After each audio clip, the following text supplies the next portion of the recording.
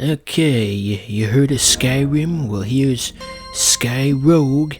Is basically the same thing, give or take a few details. So I got this during the itch.io bundle they had about 6 months ago. I guess I never got around to playing this on the channel until now. Anyway, yeah, itch.io had that big exciting bundle back in June because of all that political strife, and they had what they called the bundle for racial equality. I guess if you bought video games that would solve racism or something, like that goofy ass YouTube video with the penguins from Madagascar. We did it, boys! We've stopped racism. So anywho, yeah, this is basically just like an Ace Combat type of game. And we're gonna start off with the tutorial because, obviously. I guess my one gripe with the game is X is to lock onto your target and then square is to fire. I feel like X should be the fire button. That just seems more intuitive to me. Perhaps I'm just subconsciously remembering when I played Ace Combat 2 on a PS1 emulator in 2012. I believe the control scheme was a bit similar to what I'm describing. But anyway, beside from that, this is all pretty good. This is a very enjoyable game. You wouldn't expect that from an indie game, because the past 10 years or so, indie games have really declined in quality overall. It used to be with indie games, since you didn't have a big fancy budget to work with, you had to, you really had to overcompensate with really fun gameplay and interesting concepts, but at some point that kind of faded away, and a lot of the new indie games are just kind of like cell phone quality games, and a lot of it's just junk. You always have the ones with the overhead perspective and the green grass, and they just seem to kind of flood the storefronts just with forgettable junk. But this one stands out. I really like this one. So we could end the mission, but I wanted to do a little extra here and take out this building. Insert 9/11 jokes here. And eventually there is music in the game, by the way. It's just that this is the tutorial level. And I guess they thought that would have been too distracting for new players. But yeah, indie games in general have really declined. Like, some of them, the titles don't even sound like games. There was one on the 3DS once. It was just this weird, like, just word salad. It was like Go Touch Battle Tank Extreme, something that doesn't even sound like a video game. Yes, indeed. So now we just have to land back on the aircraft carrier. Fairly simple. That you don't have to worry about like your speed like you do in normal flying games. You just gotta press X when you get close.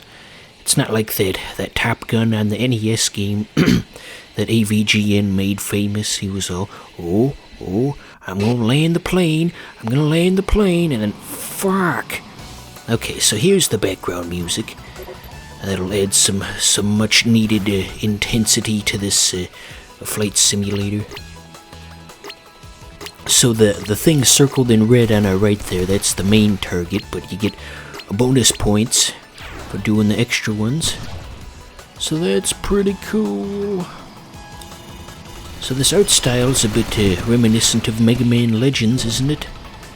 I guess you could argue Mega Man Legends was ahead of its time, because, it had that weird, almost early cel-shaded art style, and now practically every Unity game out there tries to do the same thing. I don't know how they pulled that off on PS1 back in the day, especially since no other game ever tried to do it. Okay, so this guy, we gotta shoot off the individual pieces of the ship, kinda like you would do in the space levels in Star Wars Battlefront 2. Remember those? Those were fun. Victor Echo 1-2, come in. Victor Echo 1-2. Wait, no, that's not how it goes. Anyway, I was trying to quote the announcer, and he says all those cool things over the intercom as the pilots rush to the hangar, and all second stage pilots report to the hangar area. This is not a drill. Repeat, this is not a drill. Battlefront 2 was a good time. I think somebody nicked the back of my plane a minute ago. As Horace said in that episode of Family Guy, I think I've been shot. Remember that? That wasn't the episode where they officially killed off Horace the bartender, though. That was a different episode. Cartoons don't kill off characters nearly as often as they should. But I guess it'd be kinda hard to write a show if they did it very often, so that's a stupid thing to say. Okay, let's go for that B-17 bomber. Oh, fuck. Okay, well, we can buy some upgrades in between rounds and then give it another go. So that middle one, that's like a tracking missile of sorts. Cool stuff. So, we can assign that to our loadout. So anywho, I was just mentioning Horace, the bartender from Family Guy, and I've really just been on a Family Guy binge lately, and it's starting to get unhealthy. I'm starting to watch the episodes in groups of 4, because I really just kind of fell off the show in like 2011, and since there's not a whole lot to do in the dead of winter, I've been trying to get caught up, and there's nearly a decade worth of stuff to go back and watch, and so it's practically 4 episodes a day, every day, and by the time I get through my 4 episodes, Adult Swim's usually on their nightly Family Guy reruns, so then 4 becomes 5, and oh dear, I got a problem. Some people are addicted to crack, and others to gambling, and for me it's Family Guy reruns. So that was the cool new missile we got a second ago. That was pretty neat, huh? So, what else is there to speak of? So what's going on with Ellen DeGeneres, by the way? I don't really follow Ellen since I'm not a 47-year-old stay-at-home mom, but just from snippets I've seen in the news, there seems to be a lot of controversy in that regard as of late. I don't know if she's like being abusive to the people under her. I heard she has a policy where the interns can't get within, like, well, before COVID there was a policy where the interns couldn't get close to her and just don't come near me, and that sort of thing. Reminds me of a movie once I saw where a guy said, "Don't come near me," right before he jumped out of a window. It was for a writing class. We had to watch this extremely depressing movie about it was about three ladies throughout history, and they were all depressed for very, very different reasons, and I think they were all lesbians too, and then we had to watch the movie after we finished the book. Did I already say that? Yeah, I already said that. I'm just talking in circles. Anywho, so whatever's going on with Ellen, hopefully they get it sorted out without anybody, getting hurt. Hopefully Ellen doesn't go postal and smack somebody with a folding chair like in a wrestling match. Oh, and here comes Ellen DeGeneres with the steel chair. So anywho, so there are lots of other games in the itch.io bundle that this game originated from, but a lot of them weren't games per se.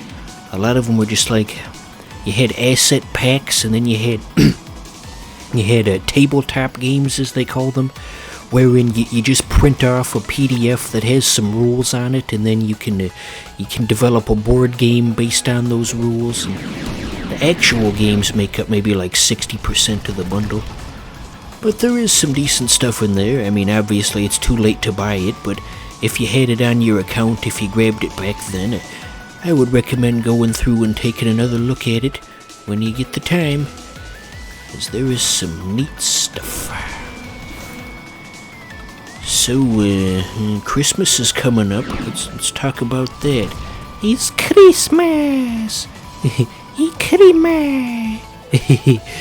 But yeah, I did the annual, I tried to do the annual decorating the cookies with my family, but they wouldn't let me use the Alexa to play the Soviet national anthem as we were going, and I got ticked off and went and did other stuff in a different room, and they won't let me do fun and unique things, and think my mom was paranoid that we were gonna get in trouble for playing that for whatever reason.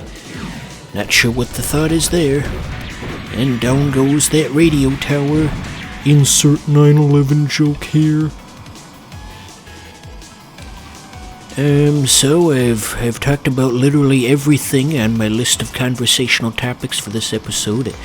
I wrote down 6 different things, and I didn't think I'd get through all of them in 10 minutes, but here we are. So now what?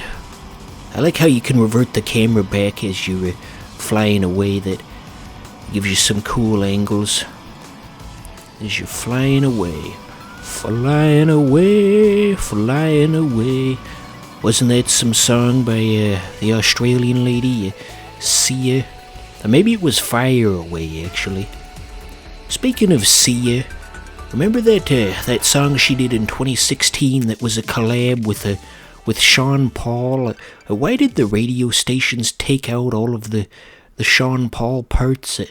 They're really kind of ruining the song that way, because half of it's missing. Don't know what the goal is there. Maybe it was to make the song more marketable to white people in their 60s. We got to take out the scary rap music. Maybe that was the idea.